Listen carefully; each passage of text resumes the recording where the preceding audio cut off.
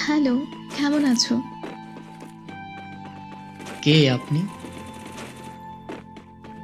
কেমন আছো? আপনি আসলে কে বলবেন প্লিজ? আমাকে চিনতে পারছো না? এত তাড়াতাড়ি ভুলে গেছো? আচ্ছা, আপনি কে?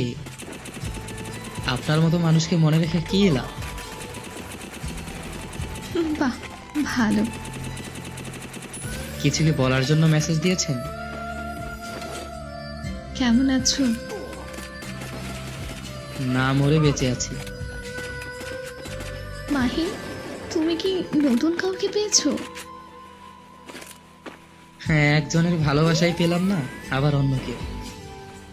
ভালোবাসার ইচ্ছেটাই মরে গেছে। এখন আর কাউকে পেতে চাই না। কেন? সেটা আপনাকে বলতে পারবো না। আচ্ছা, কাজের কথায় আসি। আমাকে এতদিন পর হঠাৎ মনে পড়ার কারণ? না, এমনি। আচ্ছা, একটা কথা বলি, কিছু মনে করবে না তো? বলতে পারেন। তুমি কি এখনো আমার কথা ভাবো? এখনো কি আমায় ভালোবাসো? না, এখন আর আপনার প্রতি আমার কোনো অনুভূতি নেই। এখন আর আপনাকে ভালোবাসি না। এখন আর আপনার কথা মনে পড়ে না।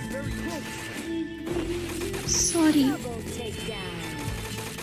সরি কেন? ছেড়ে দিয়ে কষ্ট দেওয়ার জন্য।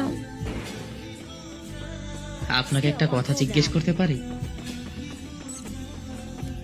বলো।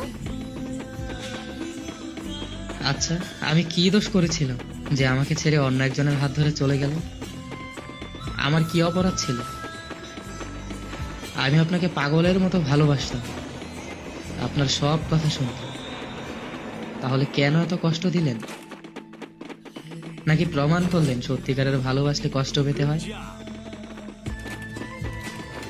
কিছুক্ষণ আগে না বললে আমাকে আর ভালোবাসো না?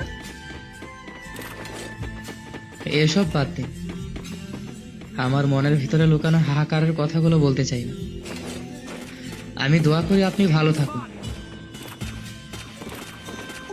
আচ্ছা, এখন যদি আমি তোমার জীবনে ফিরে আসতে চাই তাহলে কি করবে?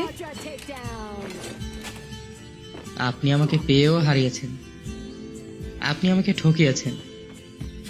তার মানে এই নয় যে আমি বোকা ছিলাম।